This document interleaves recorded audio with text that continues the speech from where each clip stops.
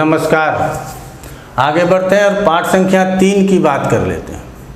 और आज जो बात होगी वो होगी सूर्य के साथ मंगल की। प्लानेटरी कंजंक्शन के नाम से चैप्टर आ रहा है। आप लोगों ने यदि पहला पढ़ा है तो दूसरा भी पढ़िए, तीसरा भी पढ़िए।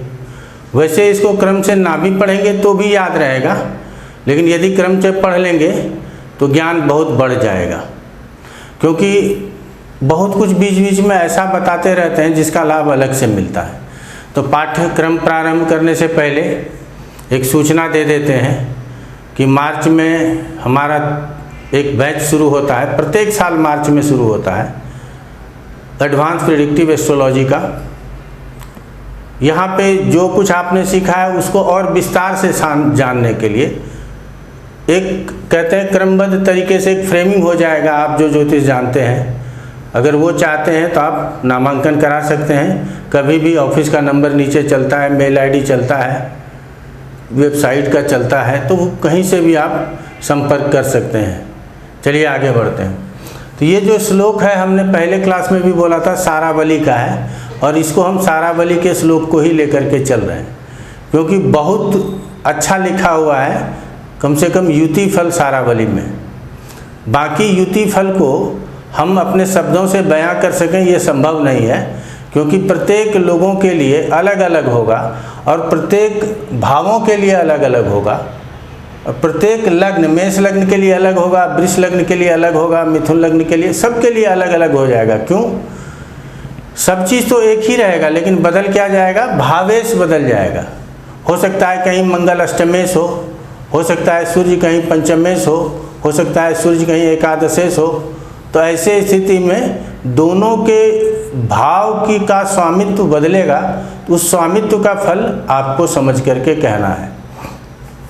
हम तो संक्षेप में आपको यहाँ बताने का प्रयास करेंगे, लेकिन इतना जरूर बताने का प्रयास करेंगे कि आप अपनी व्याख्या से आगे फल को समझ सकें। तो अब आ जाइए, सबसे पहले श्लोक पढ़ते हैं। ओजस्वी साहसिको मूर्खो बल सत्य संजितो नृतवाक पाप मतिर बध निरतो रवि कुजो स्यात् प्रचंडश्च। स्यात् प्रचंडश्च। अब इसका अर्थ क्या होता है? तेजस्वी, साहसी, दोनों ही। हम हमेशा क्या कहते हैं कि साहस सूर्य से और मंगल से दुस्साहस। तो यहाँ सूर्य और मंगल दोनों मिला हुआ है, तो दुस्साहसी भी हो सकता है। समझ रहे हैं? मूर्ख, मूर्ख किसके लिए बोला गया? दोनों अशुभ ग्रह है। एक बहुत शीघ्रता से किसी जगह टिकता नहीं है, बहुत तेजी से आगे बढ़ने का प्रयास करता है, वो मंगल, क्षमा चाहेंगे, वो सूर्य। दूसरा मंगल है, उसको बुद्धि बल से मतलब नहीं है, वो शारीरिक बल के पीछे रहता है, इसीलिए मूर्ख लिखा गया है। एक तीव्रता से, तेजी से विषय वस्तु को छोड़ करके आगे निकलता है, और दूसरा बाहुबल के लिए विशेष रूप से जाना जाता है, बुद्धि बल के लिए नहीं जाना जाता, इसीलिए यहाँ मूर्ख लिख दिया गया। बली, दोनों बलवान है, दोनों को क्षत्रिय माना गया है। क्या क्या सोच के शास्त्रकार सिर्फ 2 लाइन में बहुत कुछ लिख देता है, ये समझने की जरूरत है। तो ये बली हो गया। विक्रमी, विक्रमी का मतलब क्या होता है? पराक्रमी, जिसका इलाके में नाम हो, ऐसा जातक, ऐश्वर्यवान, विक्रमी। और नाम क्यों हो? उसके विक्रम के लिए हो, अर्थात उसके बल के कारण से उसका नाम हो। झूठ बोलने वाला, ये झूठ कौन बोलता है? मंगल बोलता है। मंगल सूर्य के साथ हो गया तो अब तो जातक का ये लग्न भी है ना सूर्य, इसीलिए सूर्य, चंद्रमा और लग्न, इन तीनों को सुदर्शन चक्र में बताया गया है। तो इसीलिए सूर्य लग्न है और मंगल के साथ हो गया, लगने से और मंगल के साथ हो गया। तो ऐसे स्थिति में क्या हो जाएगा कि झूठ बोलने की प्रवृत्ति अधिक हो जाएगी। पाप बुद्धि, पाप मतलब ये मंगल की वजह से लिया गया है कि सूर्य मंगल के साथ हो जाएगा तो अपना पापत्व सूर्य को भी दे देगा।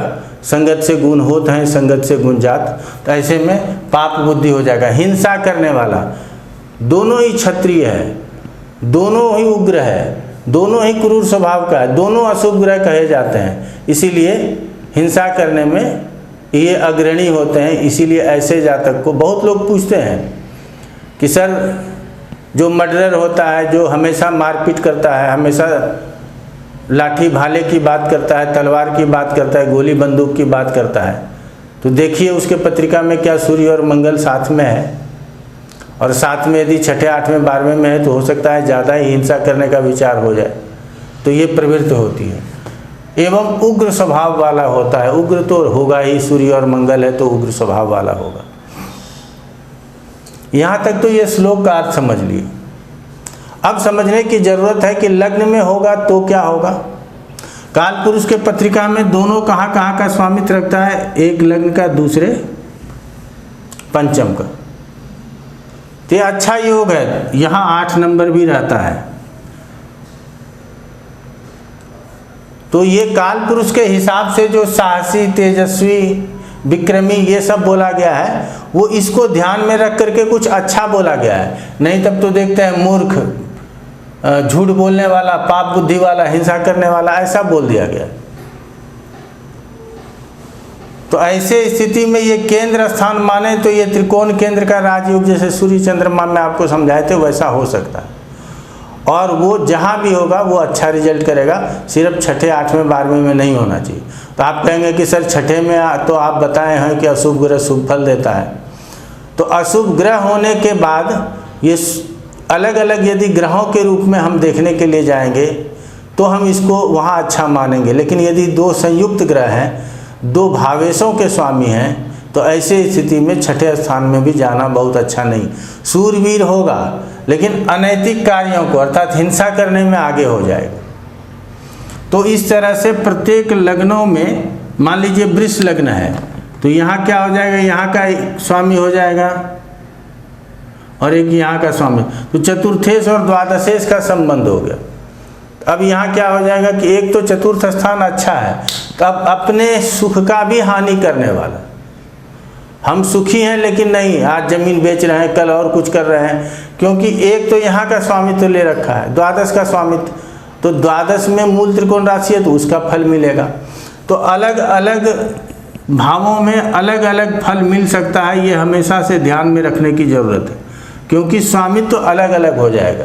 फिर भी 12 भावों के लिए हम संक्षेप में आपको कम समय में बताना चाहेंगे। लग्न में सूर्य और मंगल है तो उग्र स्वभाव वाला निश्चित रूप से होगा, इसमें कहीं कोई दो राय नहीं है। दूसरे स्थान में सूर्य मंगल है तो अपने परिवार के ऊपर, कुटुंबों के ऊपर शासन करने वाला हो जाएगा। वाणी कड़वी हो जाएगी, वाणी तेज हो जाएगा, संभव है कि आंखों में परेशानी हो जाए। अब हम भाव के हिसाब से भी रिजल्ट को बोलेंगे। एक तो ये दोनों का कंजम्पशन है, आप समझ ही सकते हैं। यहाँ मंगल के अस्त हो जाने का भी खतरा होता है, लेकिन हम अस्त हो जाएगा तो मंगल के बल थोड़े कमज़ोर हो जाएंगे, ऐसा आप लोग समझ लीजिएगा। सूर्य मंगल दोनों एक दूसरे को अपना मित्र मानता है और दोनों की युति है, तो दोनों के प्रकृति को हम लोगों को समझने की ज़रूरत है।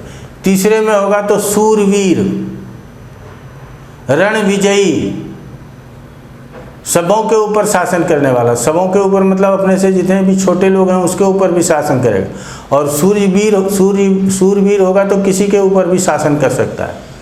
ये नहीं है कि हमारे ऊपर शासन करेगा आपके ऊपर नहीं करेगा, ऐसा नहीं है। चतुर्थ में है तो भूमि, भवन, वाहन, ऐसे लोगों को देखेंगे प्रॉपर्टी डीलर का काम कर लेगा, उल्टे सीधे ज़मीन भी खरीद लेगा और उसके ऊपर भी बिल्डिंग तैयार कर लेगा, गलत तरीके से भी धन को जमा कर लेगा, प्रॉपर्टी को जमा कर लेगा, चोरी के भी वाहन को खरीद लेगा। तो ऐसे कह सकते हैं, क्योंकि ये चतुर्थ स्थान है और युति किसकी है, सूर्य और मंगल की युति है। लेकिन ये यदि मेष लग्न में हो तो ऐसा नहीं होगा कि हम हमेशा गलत कार्य ही करेंगे, ऐसा नहीं होगा। तो अलग अलग लग्नों में स्वामित्व को भी ध्यान में रख करके समझना है। अब पंचम में है तो मूर्ख हो जाएगा, क्योंकि यहाँ से विवेक की बात होती है, मेधा शक्ति की बात होती है, हायर एजुकेशन की बात होती है। लेकिन यहाँ सूर्य के साथ मंगल जैसे हुआ, अगर ये स्वराशि का है तो बहुत तीव्र बुद्धि वाला हो जाएगा। कोई भी, चाहे सूर्य हो या मंगल हो, दोनों में से कोई भी स्वराशि का हो जाए यहाँ, या तो 8 नंबर राशि हो जाए या 5 नंबर 1 नंबर राशि हो जाए, तो ऐसे स्थिति में बहुत तीव्र बुद्धि और मेधावी हो जाएगा। ये भी समझना है, इसको भूलना नहीं है। छठे में जाएगा तो भी सूरवीर, दुश्मनों का दमन करने वाला। ऐसे जातक को किसी भी मोर्चा पे भेज दें, वो मोर्चा संभाल के ही आएगा, वहाँ से जीत करके ही आएगा, हार करके नहीं आने वाला। लेकिन ऐसे जातक को चोट चपेट शस्त्र आदि का चोट लगना, भय, इसका भय होता है। वो छठे और आठवें में दोनों में समान रिजल्ट आएगा। अब सप्तम में है, सूर्य और मंगल है, तो ये सप्तम को बर्बाद कर दिया। अर्थात उग्र बुद्धि वाला तो स्वभाव वाला, हम पहले से ही कहते हैं हिंसा करने वाला बोल ही रहे हैं। और हमने कहा दुस्साहसी भी होता है मंगल, तो ऐसे में पत्नी के ऊपर बहुत दबाव बनाने वाला। और संभव है कि पत्नी बहुत उग्र स्वभाव की हो और पत्नी डोमिनेटिंग नेचर की हो, इसकी भी संभावना अधिक हो जाएगी। पार्टनर यदि बिजनेस पार्टनर रखे हैं तो वो भी डोमिनेटिंग नेचर का हो, तो ये संभव है। मंगल और सूर्य यदि सातवें में बैठ जाए तो दाम्पत्य जीवन का सुख की कमी, ऐसे मंगल और सूर्य यदि सप्तम में हो जाए। मंगल और सूर्य यदि आठवें में हो जाए तो हमेशा शस्त्राघात से भय, आयुष्य में परेशानी। मंगल और शनि नवम में हो जाए तो हम कहते हैं ऐसे दुर्दांत अपराधी भी होते हैं जो बाद में सन्यासी बन जाते हैं, नागा साधु बन जाते हैं, या किसी भी तरह के आध्यात्मिक परिवर्तन हो जाता है। अगर दशम में है तो अपने पूरे ताकत से कार्य को करके जीवन में बहुत उन्नति को प्राप्त करने वाला, किसी भी तरह के साहस का कार्य हो उसको करने वाला। एकादश में है तो यहाँ भी सूरवीर कह सकते हैं, रणविजयी कह सकते हैं, साहसी कह सकते हैं, दुस्साहसी कह सकते हैं। हमेशा लाभ की चिंता करने वाला, ताकत से लाभ को प्राप्त करने वाला। ऐसे जातक जिसका सूर्य और मंगल एकादश में हो, उसका कोई पैसा नहीं पचा सकता। अगर उसने कर्ज दिए हैं तो आपको समय पे अपने आप वापस कर आएंगे, क्योंकि वो इतना कमज़ोर नहीं होगा कि आप उसके पैसे रख लेंगे। और द्वादश में यदि हो गया तो अपव्ययी हो जाएगा। जहाँ ज़रूरत है, जहाँ नहीं है, सभी जगहों पर हम पैसे खर्च कर रहे हैं। ज़रूरत नहीं है फिर भी हम पैसे खर्च कर रहे हैं। व्यर्थ में मानसिक परेशानी होगी। यहाँ पे होगा तो गलत कार्यों को भी हम करेंगे, पाप कर्मों को भी करने वाला हम कह सकते हैं। क्यों? क्योंकि ये द्वादश स्थान है। तो इस तरह से 12 के 12 भावों में आपने युति का फल हम कोशिश कर रहे हैं कि और अच्छा आप लोगों को बता सकें। लेकिन इसके बाद आप लोगों को लग्नानुसार अलग से समझिएगा। लग्नानुसार मैंने सबका भावाश्रय फल लग्नानुसार पढ़ा चुके हैं, तो उसके अनुसार इसको विचार करने का कोशिश कीजिएगा। वहाँ से लीजिएगा, अपना चैप्टर उठाइएगा और यहाँ से मिला करके फिर उसको समझिएगा। हमको उम्मीद है कि बात बहुत अच्छा समझ पाएंगे। चाहे एजुकेशन हो या कंसल्टेशन हो, किसी के लिए भी आप ऑफिस में संपर्क कर सकते हैं। मार्च से बैच शुरू हो रहा है, इस बात का विशेष ध्यान रखिएगा। किसी को एडमिशन लेना है तो ज़रूर आएँ। आज इतना ही। आप लोगों का बहुत बहुत धन्यवाद।